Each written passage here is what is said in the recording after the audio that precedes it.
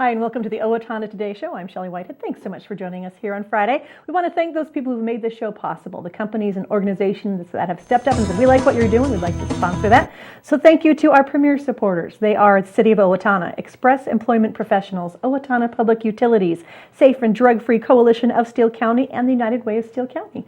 Also, thank you to our primary supporters. They are Amy Swain Hearing Centers and Little Theater of Owatonna.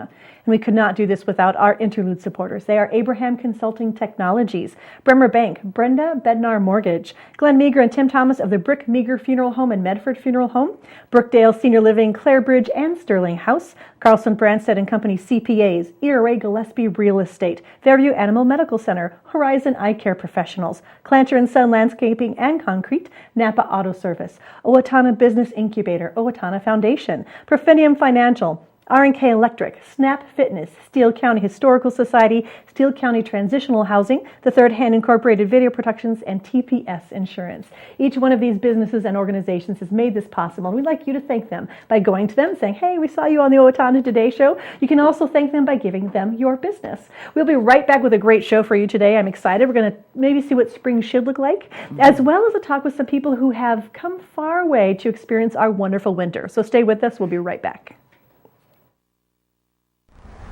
I'm Dan Branstad of Carlson Branstad and Company, Certified Public Accountants. We support the Owatonna Today Show. Owatonna Public Utilities, real people, real reliable, real progress. Making life a little easier day after day, taking pride in our community, listening to what you say, a voice you can talk to. We're growing with you in mind in everything we do. Owatonna Public Utilities. Greetings, I'm Laura Ressler, Director of the Steele County Historical Society, and I welcome you to our History Center.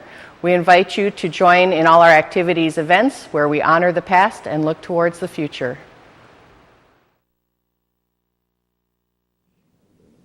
Hi, I'm Linda Anderson, and I play Sarah.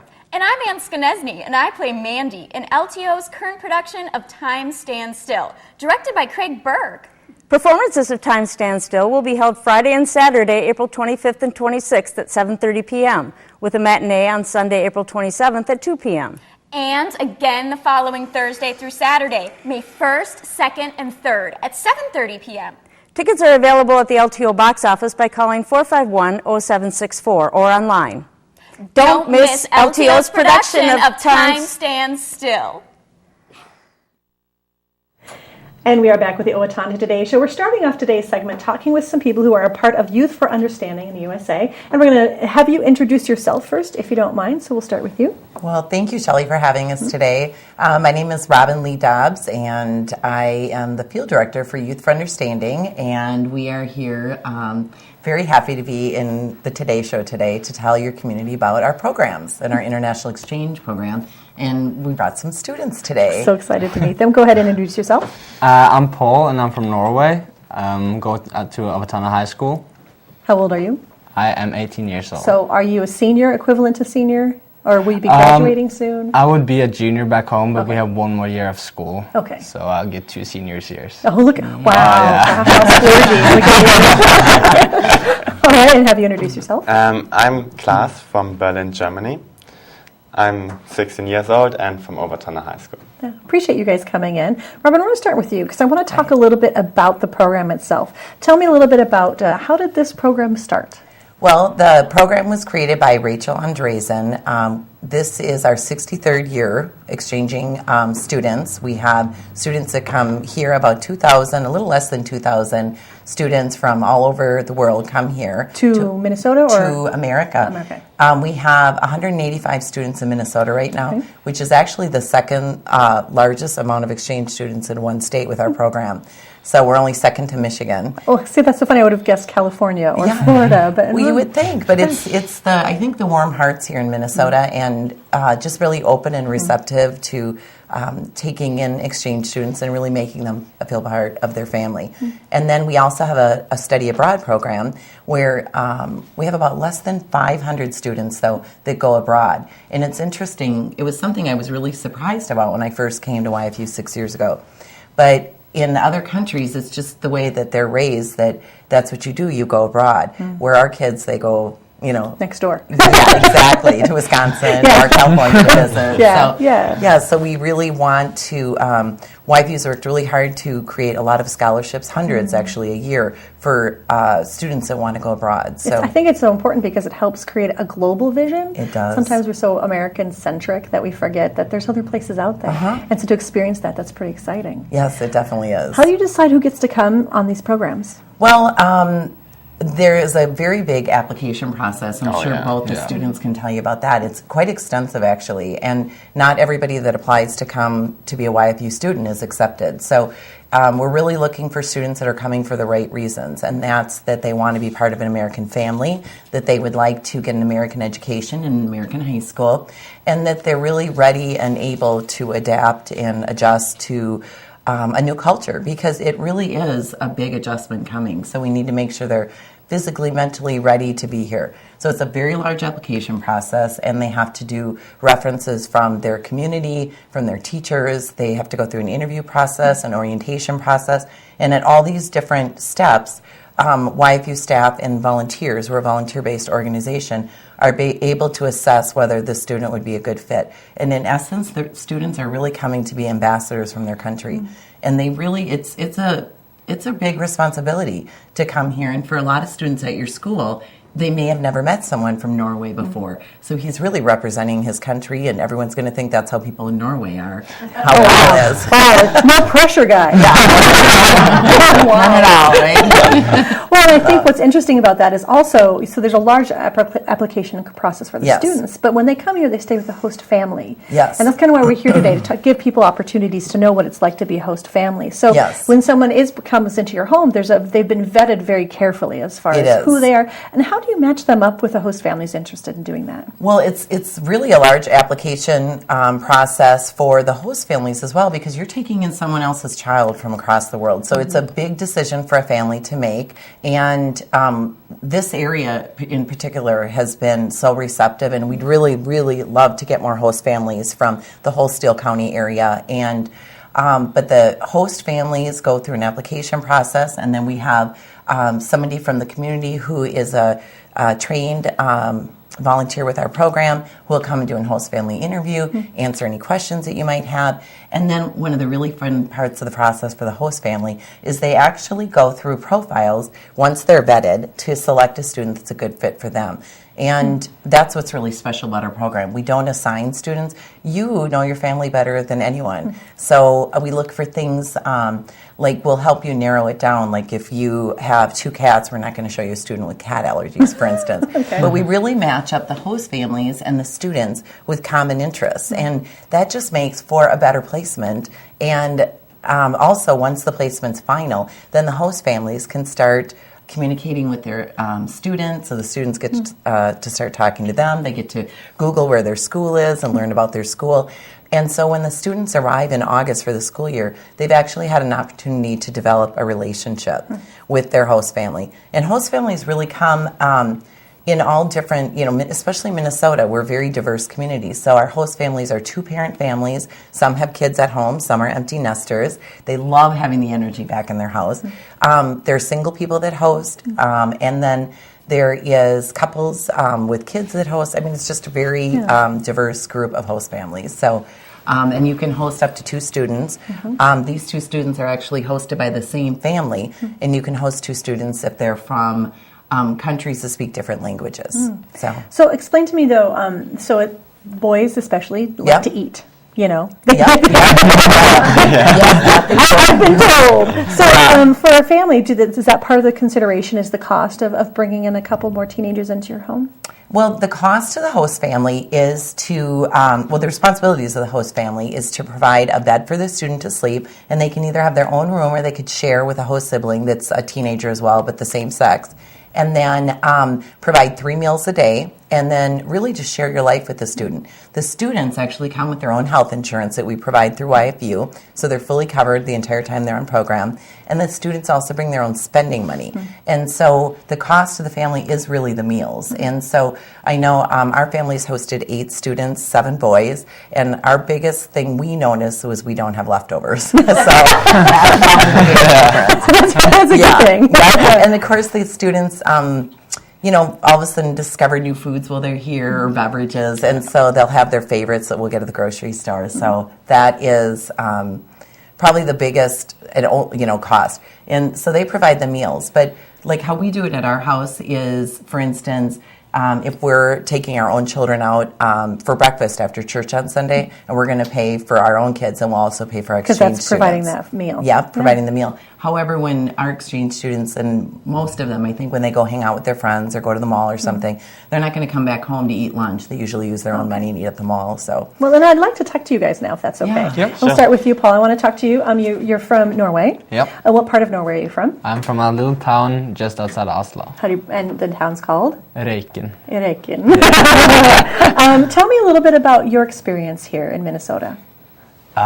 It's for me. This is a kind of a big town, big school. How big is your school or your town back at home? My town back home is like 3,000 people. Okay, so this is quite a bit bigger. Yeah, and it's pretty big in size. Like, it's a big difference where the houses are. Yeah. So because in Norway the houses are closer together? No, like spread apart. Oh, they're much more spread so it's apart. like farm to farm. And so it is a farming community where you're from. So it is. do you kind of feel at home a little bit in Owatonna because we do have a farming area around it? I do, but I feel you have a really strong core down here where you have a lot of houses in one district, so it makes it easier, to go to people. And it does, doesn't it? It does. So what has been the biggest challenge for you since you've been here, do you think? Biggest challenge?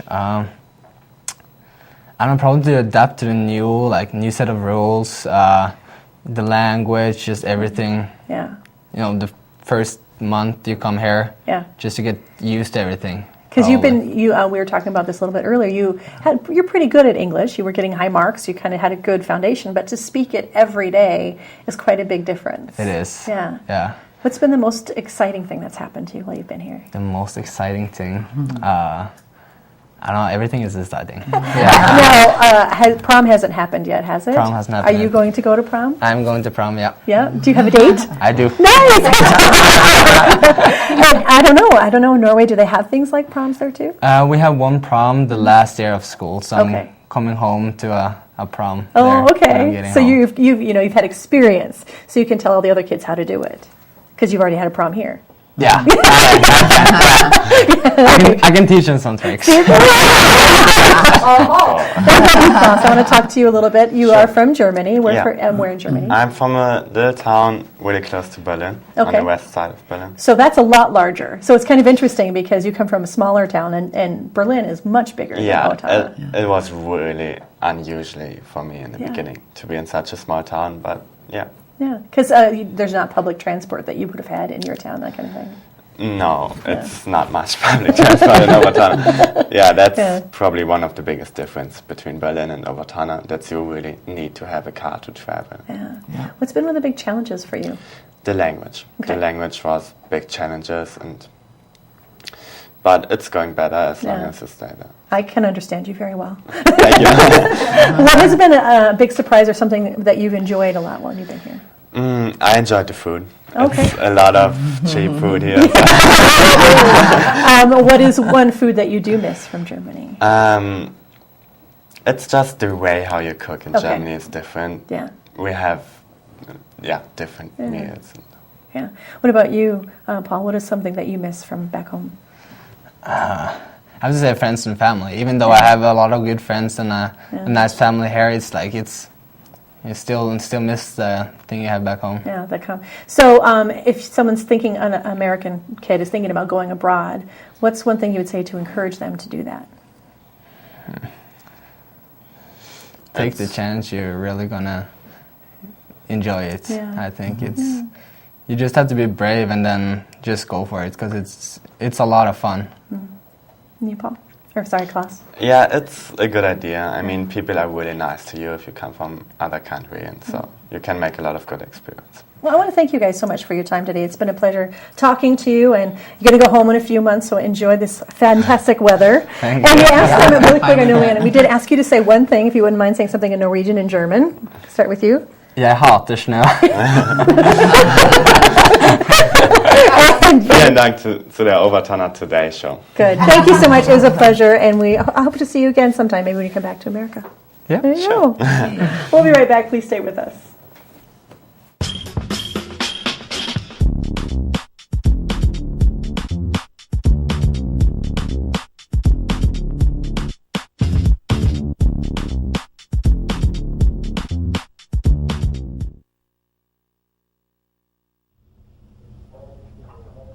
When using a fire extinguisher, we suggest using the pass system.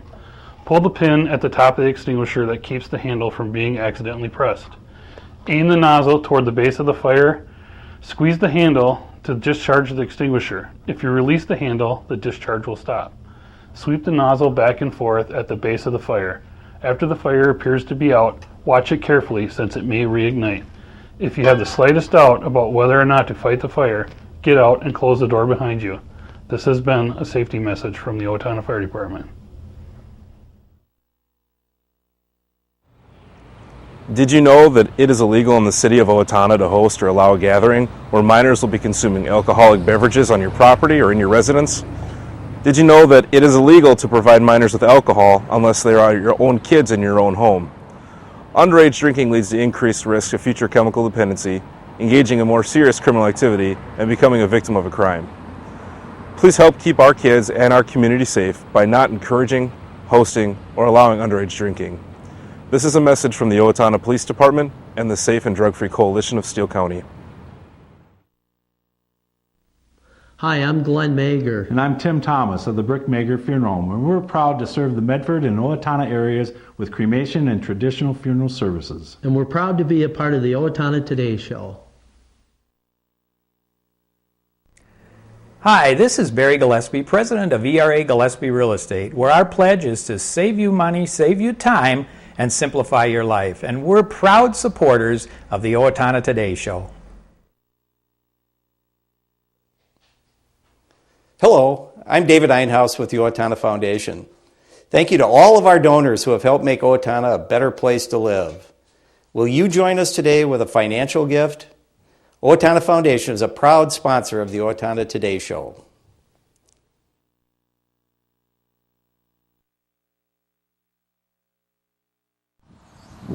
It's Leanne on the go for the Owatonna Today Show, and as part of our summer series of taking you to places close by and far away, I thought I'd take you to a state park that maybe you haven't been to before. It's called Nerstrand Big Woods State Park, and it's really only a little more than 30 miles away from Owatonna. It's a great park, great drive to it, especially if you take the back roads. You take the back roads out of Faribault. And actually this state park is one that is the remnants of the Big Woods. And the Big Woods covered a portion of the southern part of the state of Minnesota. And a lot of it was cleared to make way for the farm fields that we see today. There's a lot of things to see and do here in Nerstrand Big Woods State Park, so let's take a look.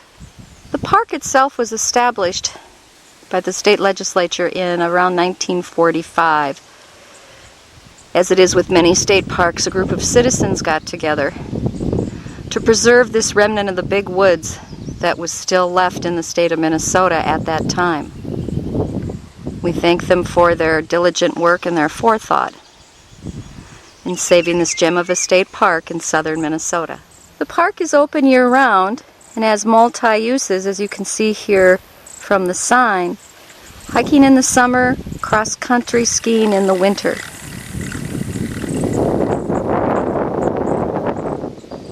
Big Woods State Park has a large picnic area easily accessible from the parking lot.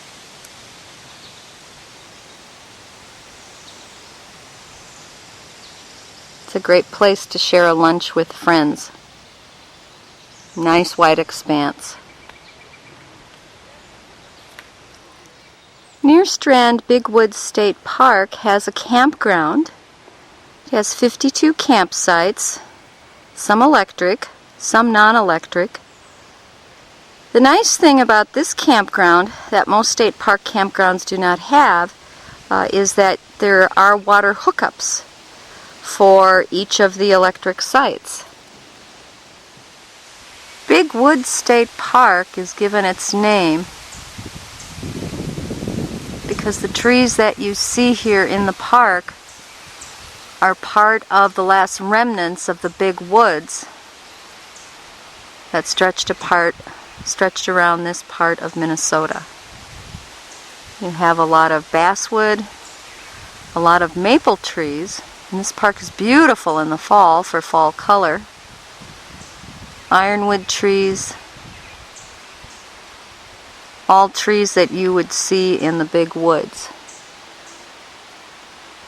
They're very tall, provide a lot of canopy, and then down on the forest floor, in the springtime you see many, many different kinds of wildflowers. And we'll show you some of those wildflowers right now that you would see here in the spring. The park has a number of hiking trails within it. Most of them are not too long, loops of a mile to maybe a mile and a half. Topography can be, in certain areas of the park, quite hilly though. So make sure when you come here to do some hiking that you wear some sturdy shoes. These trails are not amenable to flip-flops.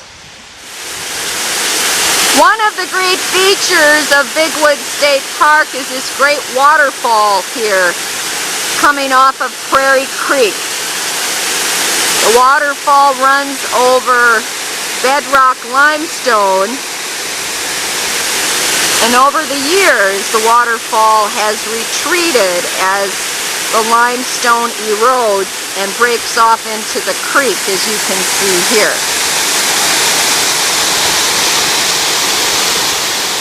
We're downstream a ways from the falls itself, and you can see all of the broken pieces of limestone.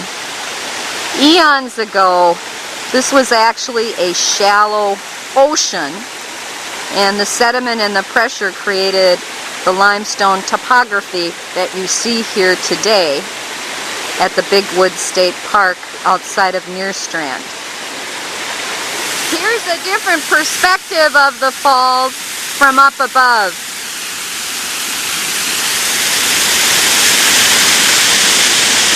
And the bottom of Prairie Creek itself, at least up here, is all limestone. A little bit of sand mixed in. Makes a beautiful pattern.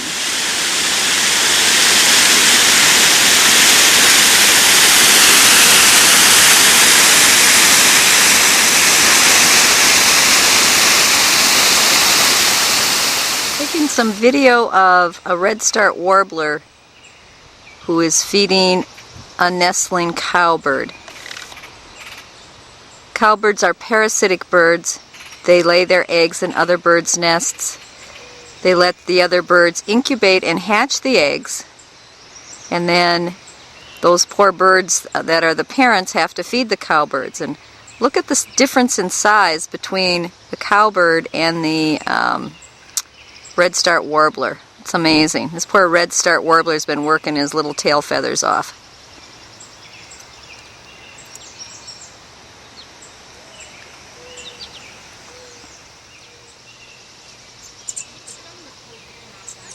Here we go.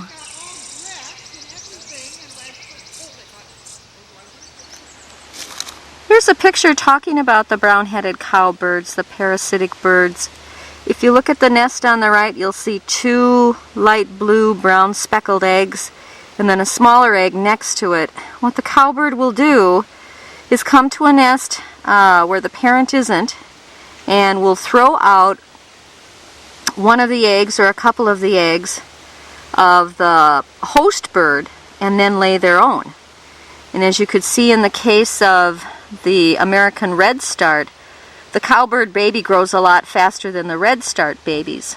And then the parents have to spend all of their time, because he's bigger and stronger and more demanding, the parents spend all of their time feeding the cowbird baby, and their babies pass away from lack of food and attention. One of the birds that you'll see here in the state park is this red-headed woodpecker. We'll pull out just a little bit.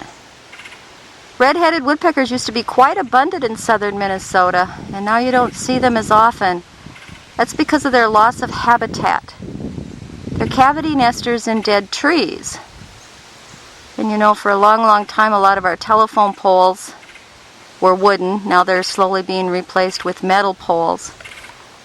So they've really declined in numbers, at least in this part of the state. So it's really a rare treat to see a red-headed woodpecker. And the best part at the end of the day at the state park is a campfire. We hope you've enjoyed your tour of Nearstrand Big Woods State Park. Thanks for coming along on the trip. Hi, I'm Amy Martinez. And I'm Adam Martinez, owners of Snap Fitness in Owatonna.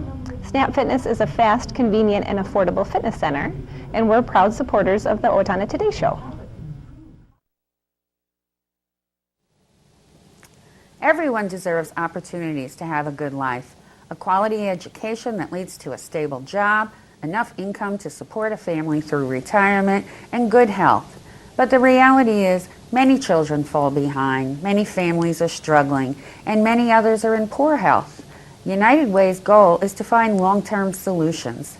Thanks to a grant from the Otto Bremer Foundation, we're hosting community conversations this year to address these issues. If you'd like to join us, please call our office. Hello, I'm Sean McNulty. And I'm Deb Gillard with Brookdale Senior Living, Sterling House, and Clarebridge of Owatonna. And we are a proud sponsor of the Owatonna Today Show. And welcome back. It is springtime, despite maybe what you see outside. So that means pillow cleaning Monday, May 5th at the Associated Church from 6:30 a.m. to 3:30 p.m. You can come and have your pillows cleaned, deodorized, sanitized, and fluffed. Crushed foam pillows can also be cleaned. Polyester pillows can be recovered. It's a great opportunity. If you want more information, you can call 320-212-5811. The Owatonna Area Chamber of Commerce and Tourism is hosting Running for Office educational event coming up on Monday at High V at 7 p.m. Information packets will be available on action steps to file for candidacy for a City Council, Steele County Commissioner, or Owatonna School Board member. Topics covered in the packet will include time commitment, elected official qualities, important dates, elected official seat descriptions, and the Secretary of State Guide for candidates. Attendees will have access to panelists that have previously been elected to the public office. That is Monday at 7 p.m. at the High V in Owatonna. And it's the Steele County Senior and Caregiver Expo that is coming up May 7th at the Four Seasons Center with keynote speaker, Minnesota-bound host Ron Shara. That's free admission and parking. Door prizes are available, as well as free wheelchairs and scooters. Parking lots will have shuttles. This will be at the Steele County Steele County Four Seasons Center. Make sure you get over there and check it out. Find out how you can help somebody you love. Thanks so much for joining us here at the Owatonna Today Show. We love that you join us. We will see you back on Monday. Until then, have a great weekend.